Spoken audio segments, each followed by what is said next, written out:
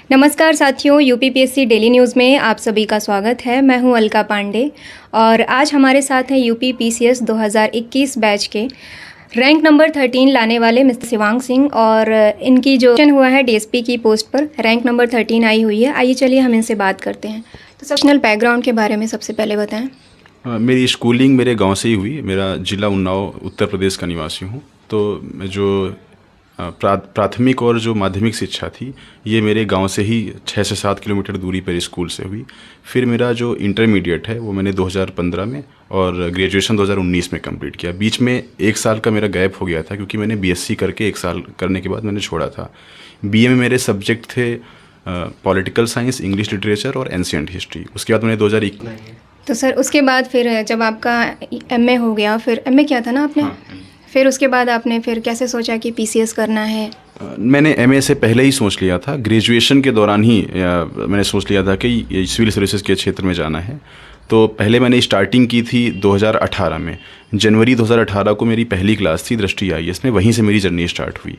उसके बाद journey start होने के बाद पहले मैंने यूपीएससी का एक अटेम्प्ट दिया 2020 में। वहाँ पर मेरा प्रीलिम्स में मैं फेल रहा। उसके बाद मैंने सोचा कि मैं स्विच करता हूँ यूपी पीसीएस के लिए ताकि वो कंफर्टेबली क्लियर हो जाए, और संयोग से वो क्लियर भी हो गया है। और अब मैं फिर से यूपीएससी की तरफ स्विच कर रहा हूँ और उसका मैं दूसरा अटेम्प्ट देने वाला हूँ 2023 में।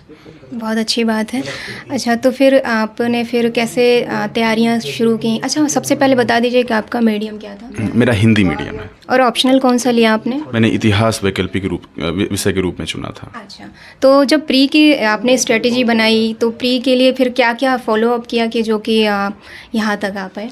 जैसे मैंने पहले ही बताया कि मैंने दृष्टि में फाउंडेशन कोर्स लिया था, तो दृष्टि के जो मटेरियल था वो तो था ही, लेकिन एक अंतर था। वो ये अंतर ये था कि दृष्टि का जो ओरिएंटेशन था वो यूपीएससी की तरफ था और मुझे स्विच करना था यूपी पीसीएस की तरफ।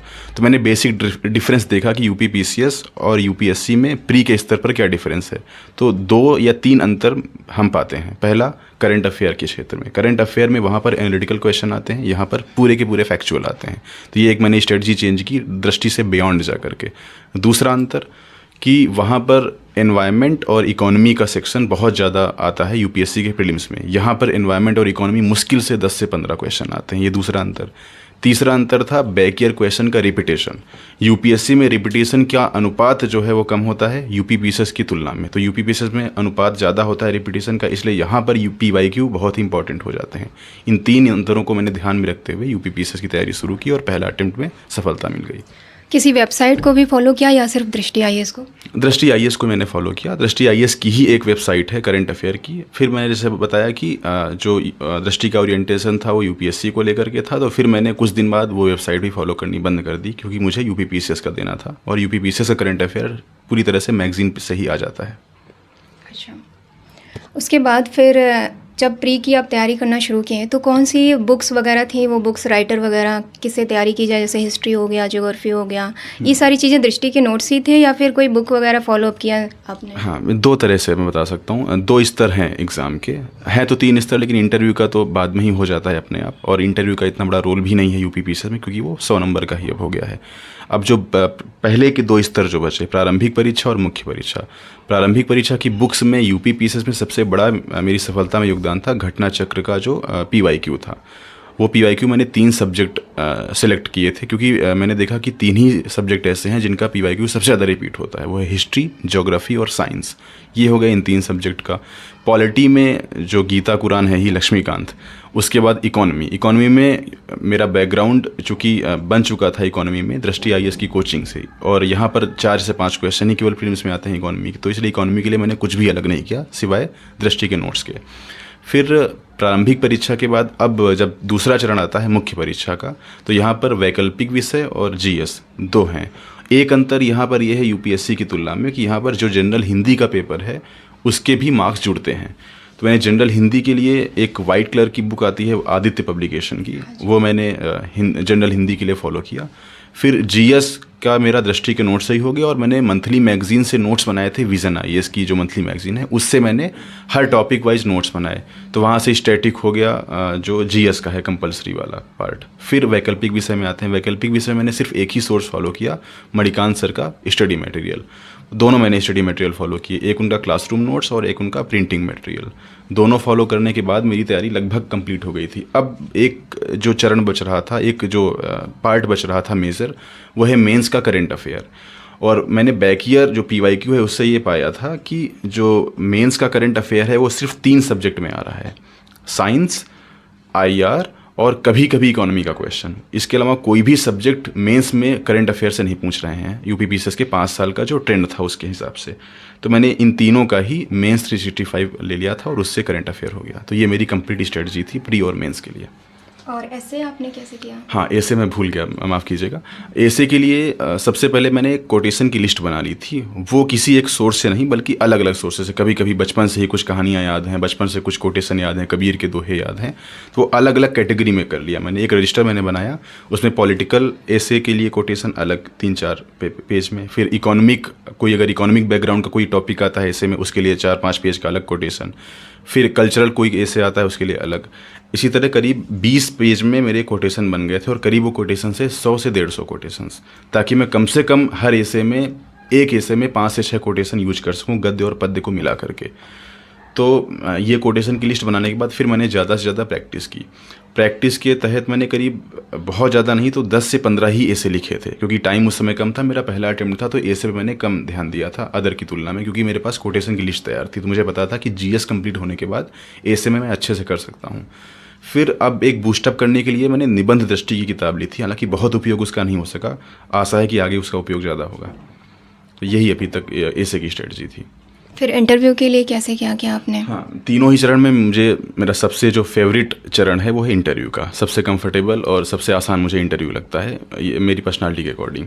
तो इंटरव्यू में मैं, एक तो मेरे जैसे ग्रामीण पृष्ठभूमि वाले स्टूडेंट के लिए एक यही अचीवमेंट होती है कि मेंस क्वालिफाई हो गया पहले अटेम्प्ट में, तो कोई प्रेशर नहीं था। क्योंकि अगर मैं इंटरव्यू में फेल भी होता या फाइनल सिलेक्शन नहीं भी होता, तभी मेरे दिमाग में ये था, बैक ऑफ द माइंड यही चल रहा था कि ये तो अचीवमेंट ही, अगर नहीं भी होगा तब भी कोई प्रॉब्लम नहीं। ये चीज़ चलने की वजह से शायद ऐसा लगता है कि कॉन्फिडेंस बढ़ा होगा, लेकिन कॉन्फिडेंट बहुत था। और तैयारी मैंने कुछ ऐसी खास नहीं कि सिर्फ मैंने जो दृष्टि के या किसी भी कोचिंग के जो मॉक इंटरव्यू हैं UPPCS के, करीब मैंने 40-50 मॉक इंटरव्यू देख लिए, एक क्वेश्चन की रेंज देख ली कि UPPCS में किस तरह के क्वेश्चंस पूछे जाते हैं। जब मैं मॉक इंटरव्यू देख रहा था तब मैं एक चीज़ ये नोटिस कर रहा था कि कौन कौन से ऐसे प्रश्न हैं जो इंटरव्यूअर पूछ रहा है कैंडिडेट से और वो मुझे नहीं आ रहे हैं। उनको मैंने लिस्ट बना ली। करीब 30-40 क्वेश्चन ऐसे थे जो मॉक इंटरव्यू में इंटरव्यूअर पूछ रहे थे कैंडिडेट से और वो मुझे भी नहीं आ रहे थे, वो मैंने तैयार कर लिए। फिर अपना जो, हाँ, तब तक मुझे ये भी पता चल गया था कि UPPCS में ना ही मेरा नाम जाने वाला है, ना ही मेरा पता जाने वाला है, ना ही मेरे पिताजी का नाम जाने वाला है, ना ही मेरी एजुकेशन का जो कॉलेज का नाम है, हाई स्कूल इंटर का, वो भी वहाँ पे नहीं पहुँचने वाला है। तो मैंने ये एरिया एक मेरा साफ़ी हो गया कि उन्नाव के बारे में या उत्तर प्रदेश तो पता ही, उत्तर प्रदेश के बारे में तो पूछते ही हैं। उन्नाव के बारे में डिस्ट्रिक्ट ओरिएंटेड क्वेश्चन मुझे पता था कि कम आने वाले हैं, अपवाद स्वरूप 1-2 कैंडिडेट से पूछ भी रहे थे। तो फिर उन्नाव के बारे में हालांकि तब तक जानकारी हो गई थी। फिर एक ये मॉक इंटरव्यू से हो गया। फिर मैंने वही किया कि मॉक इंटरव्यू ज़्यादा से ज़्यादा मैंने खुद भी दिए। करीब मैंने 12 से 13 मॉक इंटरव्यू दिए कोचिंगों में जा करके। एक फिर मैंने 3 दोस्तों का ग्रुप बनाया था, उसमें से सबसे बड़ा योगदान उत्कर्ष पांडे का था, मेरा बेस्ट फ्रेंड है वो। उससे मैं पर डे, क्योंकि मेरा बेस्ट फ्रेंड है तो मेरी वीकनेस और स्ट्रेंथ जानता था, वो मेरा पर डे 1 घंटे का इंटरव्यू लेता था और 7 दिन उसने लिया। तो 7 घंटे इंटरव्यू उसने लिया ऑनलाइन, वो कानपुर में है और मैं यहाँ से वीडियो कॉल के माध्यम से करता था। और 12-13 इंटरव्यू कोचिंग इंस्टीट्यूट में हो गए। अगर कंपैरिजन किया जाए तो कोचिंग इंस्टीट्यूट की तुलना में जो मेरे दोस्त ने इंटरव्यू लिए थे वो ज़्यादा बेनिफिशियल है, क्योंकि वो फंसाने वाले क्वेश्चन ऐसे पूछ रहा था मेरी पर्सनालिटी के अकॉर्डिंग कि कहाँ ये फंस सकता है। तो इस वजह से वहाँ से कॉन्फिडेंस बहुत बूस्टअप हुआ। जब मैं उसका 6वां और 7वां इंटरव्यू दे रहा था तब उसने रिव्यू किया कि अब बिल्कुल बेस्ट हो गया है और एग्जैक्टली सारे क्वेश्चन रिपीट भी हो गए वहाँ पर। तो इंटरव्यू बहुत अच्छा रहा मेरी, इस वजह से मेरे लिए। सर, पहले ऑप्शनल के बारे में कुछ बताएं लोगों को। मेरा, जैसे मैंने पहले ही बताया कि मेरा इतिहास वैकल्पिक विषय है, तो मैंने अन्य कैंडिडेट की तुलना में एक मेरी स्ट्रेटजी में डिफरेंस ये था कि मैंने आज तक एक भी टेक्स्ट बुक या आज तक एक भी रेफरेंस बुक को रेफ़र नहीं किया है। मैंने सिर्फ द स्टडी, एक संस्थान है मणिकांत सर का, उनका क्लास नोट्स और उनका स्टडी मटेरियल प्रिंटिंग वाला वो मैंने लिया और मैंने खुद से भी कुछ इनोवेशंस उसमें किए थे। जैसे कि मैंने एक मैप की लिस्ट बनाई थी एंशिएंट हिस्ट्री से लेकर के, यानी कि पाषाण काल से लेकर के जो आधुनिक भारत में स्वतंत्रता संग्राम है, यहाँ तक के करीब 25 से 30 चैप्टर हो जाते हैं। एक मैंने नोट्स बना करके सारे चैप्टर्स में जितने इनोवेशंस हो सकते हैं, फिगर, डायग्राम और मैप्स, इन तीनों की मैंने लिस्ट बना ली। तो लगभग 70 से 80 मैप बन गए थे और कुछ 50 से 60 डायग्राम बन गए थे इसमें। और एक ये करने के बाद फिर मैंने कोटेशन की लिस्ट बनाई थी कि किसी एक पर्टिकुलर सब्जेक्ट में या किसी एक पर्टिकुलर टॉपिक में R.S. शर्मा क्या कोट करते हैं, D.D. कौसाम्बी क्या कोट करते हैं, उपिंदर सिंह मैम क्या बोलती हैं। तो ये सब मैंने कोटेशन की लिस्ट बना ली थी। तीसरा, एक मणिकांत सर के यूट्यूब चैनल पे एक वो बुक लिस्ट या बुक सीरीज़ बताते हैं, यानी कि हाल ही में लेटेस्ट पिछले 3-4 साल में कौन सी फेमस बुक लॉन्च हुई हैं, यानी पब्लिश हुई हैं और उनका क्रक्स क्या है। तो वो हिस्ट्री से रिलेटेड ही बुक्स का डिस्कशन करते हैं। तो मैंने एक लिस्ट बना ली थी, जैसे कि opium Inc Thomas Manuel sir की है किताब। वो इसमें बताते हैं कि ब्रिटिश उपनिवेशवाद में अफीम का व्यापार किस तरह से होता था और उससे कॉलोनाइजेशन किस तरह से इफेक्ट किया। उपिंदर सिंह मैम की है भी कॉन्ट्रडिक्शन ऑफ कल्चरल, इसमें बताते हैं, मैम बताती हैं कि क्रक्स इस बुक का ये है कि एंशिएंट हिस्ट्री से लेकर के मॉडर्न हिस्ट्री तक कैसे हर एक काल में इंडिया की जो कल्चर है वो आपस में कॉन्ट्रडिक्टरी रही है। इसका मैंने यूज कर दिया। तो बुक का नाम लिख करके लगभग हर क्वेश्चन में आप कंक्लूजन में या फिर इंट्रो में लेटेस्ट जो कंटेम्प्रेरी बुक्स हैं उनके राइटर को कोट करके बुक का नाम लिख करके अगर हम उसका सेंट्रल आइडिया लिख देते हैं जो क्वेश्चन से रिलेवेंट भी हो तो मार्क्स ज़्यादा अच्छे मिल जाते हैं। तो मैंने 3 जो इनोवेशन किए वो ये हैं, मैप, फिगर, कोटेशन और कंटेम्प्रेरी बुक्स का नाम। सर, तो सबसे ज़्यादा योगदान किसका रहा PCS की जर्नी कंप्लीट करने में? जैसे कि एक सभी ग्रामीण पृष्ठभूमि के और मध्यम वर्गीय परिवार के व्यक्ति का होता है, माता पिता वो तो बिल्कुल बैकबोन की तरह खड़े रहे। इसके अतिरिक्त मैं उन सौभाग्यशाली लोगों में से हूँ जिनके बाबा के साथ साथ परबाबा भी अभी हैं। तो ग्रेट ग्रैंडफादर जिनकी एज 90+ अभी होगी, उनका योगदान बहुत ज़्यादा रहा। बाबा जी का भी योगदान रहा और यहाँ पर मेरी डेली रूटीन में सबसे बड़ा योगदान मेरी बहन का रहा। और साथ में दोस्तों की बात करें तो दोस्तों के बिना तो ये एकदम जर्नी अधूरी सी है। और उसमें उत्कर्ष का सबसे बड़ा योगदान इंटरव्यू के दौर पे, मेंस की प्रिपरेशन के समय मेरे 3 दोस्त थे जहाँ मेंस का डिस्कशन जो करते थे साथ में, सूर्यकांत जी और अमरजीत और राहुल, ये 3 लोगों ने मेंस में काफ़ी हेल्प की थी। इंटरव्यू में पूरी तरह से उत्कर्ष जी का योगदान था।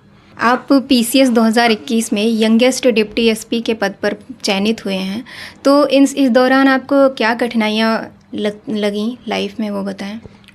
मुझे भी शुरुआत में सुन करके आश्चर्य हुआ कि मैं यंगेस्ट DSP में हूँ। अभी पूरी तरह से श्योर नहीं हूँ, ये तो एकेडमी में जाकर ही पता चलेगा। लेकिन अगर ऐसे सुना है, अगर ऐसा सही है तो ये थोड़ा सा गौरवपूर्ण बात है मेरे लिए।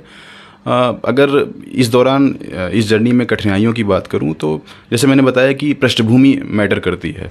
अगर आपकी पृष्ठभूमि ग्रामीण है और आप एक मध्यम वर्गीय परिवार से हैं और आप हिंदी माध्यम हैं, ये 3 चीज़ें आपकी डिफ़िकल्टी और आपकी जर्नी को में क्या क्या कठिनाइयाँ हैं ये आपको परिभाषित कर देती हैं। तो इस बैकग्राउंड होने की वजह से सबसे बड़ी जो प्रॉब्लम आई वो था ऑप्शनल को लेकर के।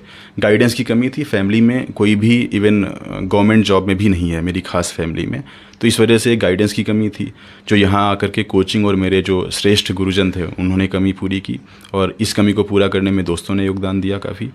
दूसरी एक कमी थी यहाँ पर आकर के जो एक भटकाव होता है बहुत ज़्यादा, भीड़ को देख करके हम बिल्कुल भटक जाते हैं कि क्या सोर्स फॉलो करें क्या ना फॉलो करें। आप एक उदाहरण के तौर पर सिर्फ पॉलिटी या फिर मॉडर्न हिस्ट्री ये 2 ऐसे सब्जेक्ट हैं जहाँ पर सोर्स बिल्कुल डिफाइन है कि पॉलिटी में आप लक्ष्मीकांत पढ़ लीजिए, मॉडर्न हिस्ट्री में आप स्पेक्ट्रम पढ़ लीजिए। अदर सब्जेक्ट में कम से कम 10-10 सोर्स हैं और टॉपर्स भी अलग अलग सोर्स बताते हैं। तो ये समझ नहीं आ रहा था कि मेरे लिए क्या हेल्पफुल होगा। कभी कोई टॉपर X सोर्स बताता है तो दूसरा टॉपर Y सोर्स बता देता है। तो इसमें समस्या रही कि सोर्स का चयन कैसे करें। तो ये मेनली 2 परेशानियां थी और दोनों को हल करने में परिवार का और जो मेरे जो गुरुजन थे उनका और दोस्तों का ही हाथ रहा है। आजकल सर सब लोग सोशल मीडिया बहुत यूज़ कर रहे हैं, पढ़ाई करते रहते हैं, फिर बीच में मन भटक जाता है तो फिर फेसबुक वगैरह चलाने लगते हैं, तो इसके बारे में फिर आप क्या कहेंगे? मैं फेसबुक में था शुरुआत में, 12th में या ग्रेजुएशन फर्स्ट ईयर में मैंने आईडी बनाई थी, सिर्फ 1 साल चलाई और अभी सिलेक्शन होने के अभी जब मैं आपके साथ इंटरव्यू कर रहा हूँ मैंने 3 दिन पहले उस आईडी को रीएक्टिवेट किया है। तो लगभग 3 साल का गैप हो गया। 3 साल बाद मैंने फेसबुक फिर से रीएक्टिवेट किया। और अगर सोशल मीडिया के दौर की बात करें तो इसमें इसके पॉजिटिव और निगेटिव दोनों एस्पेक्ट हैं, लेकिन बस यही है कि आप एक असफल से सफल व्यक्ति बनने की जो जर्नी है उसमें सबसे बड़ा योगदान यही है कि आप सोशल मीडिया को यूज कैसे करते हैं, पॉजिटिव वे में या निगेटिव वे में। अगर आप YouTube का अपनी पढ़ाई में अच्छे से इस्तेमाल करते हैं तो मुझे लग रहा है कि आजकल जो एडिटेक कंपनीज़ हैं उनके दौर में सबसे बड़ा वरदान आपके लिए YouTube ही बन जाता है। उदाहरण के तौर पर मैंने आपको जैसे बताया कि वैकल्पिक विषय के जो इन्हेंसमेंट का जो मेरे अंदर जो इनोवेशन का जो मेरे अंदर का काम था, वो मैंने सबसे ज़्यादा यूट्यूब में वेरियस मैप्स और डायग्राम की हेल्प लेकर ही कंप्लीट किया। अगर यूट्यूब ना होता तो मेरे वैकल्पिक विषय में इतने अच्छे मार्क्स ना आ पाते। तो यही है कि आप एक टेक्नोलॉजी आ गई है वर्तमान दौर में, उसका यूज कैसे करना है ये आप पे डिपेंड करता है। अगर आप उसका प्रयोग करके अगर आप सफल हो सकते हैं तब भी बहुत संभावनाएं हैं, असफल होने के लिए उसमें बहुत ज़्यादा संभावना है, बहुत सारे डिस्ट्रैक्शंस भी हैं, तो ये आपके ऊपर डिपेंड करता है। अच्छा सर, जैसे कि आपने तो कोचिंग कर ली, कोचिंग से पढ़ाई की तो पीसीएस बनना और आसान हो गया। बहुत से लोग हैं ऐसे ऑफिस भी जाते हैं, घर में पढ़ाई नहीं कर पाते हैं अपने, तो अगर वो कुछ सेल्फ स्टडी करना चाहें तो उनके लिए क्या गाइडेंस होगी? बिल्कुल, अभी बताया कि जो आईसीटी का ज़माना है इस समय, और हम यूट्यूब के दौर में और सोशल मीडिया के दौर में जी रहे हैं, तो इसलिए ऑफिस के साथ साथ या बिना फिजिकली कोचिंग में उपस्थित हुए भी सेलेक्ट हुआ जा सकता है, और इसी बार के चयन में बहुत सारे लोगों ने ये दर्शाया भी है। इसके लिए मेरी जो सबसे पहले सलाह ये रहेगी कि आप गूगल से पहले सिलेबस डाउनलोड कर लीजिए। सिलेबस डाउनलोड करने के बाद हर एक पॉइंट को आप गूगल पे सर्च कीजिए। गूगल में सर्च करने के बाद उसको यूट्यूब पे भी सर्च कीजिए। दोनों जगह से इतना मटेरियल ज़रूर आ जाएगा कि एक से एक बड़ी कोचिंग का जो मटेरियल है उसकी तुलना में वो ज़्यादा ही अच्छा होगा। और एक मेरी ये सलाह ज़रूर रहेगी कि जब आप उस टॉपिक को गूगल में सर्च कर रहे हों तो आप उसमें देखेंगे कि उसमें ऑल का ऑप्शन आता है, फिर इमेजेस का ऑप्शन आता है, फिर न्यूज़ का ऑप्शन आता है। तो पहले ऑल में तो जा कर के आप देख ही लेंगे कि कौन कौन सी साइट्स ने क्या क्या उस टॉपिक के बारे में लिखा है। इसके अलावा आप अगर वो टॉपिक सर्च करने के साथ इमेज वाली सेक्शन में चले जाएंगे तब आपको आंसर राइटिंग होती है, तो वो जैसे आंसर राइटिंग की आदत नहीं होती है किसी को, तो दिन भर पेपर देना होता है दोनों टाइम, तो उसके लिए कैसे प्रिपरेशन की जाए? थोड़ा सा इंटरेस्टिंग स्टोरी है कि मैंने भी यहाँ पर आंसर्स कम ही लिखे थे। इसका मुख्य कारण यही था कि मेरा पहला प्रयास था, तो पहले प्रयास में जो मटेरियल हंटिंग है उसी में काफ़ी समय चला गया। उसके बाद फिर सभी को एक वेल ऑर्गेनाइज्ड वे में सबको कलेक्ट करना, फिर ऑप्शनल की तैयारी करना, एसे करना, तो इस वजह से आंसर राइटिंग उतनी नहीं हो पाई जितनी मैं अपेक्षा कर रहा था और जितनी मैं दूसरों को सलाह भी दूंगा कि आप इससे ज़्यादा कम से कम कीजिए।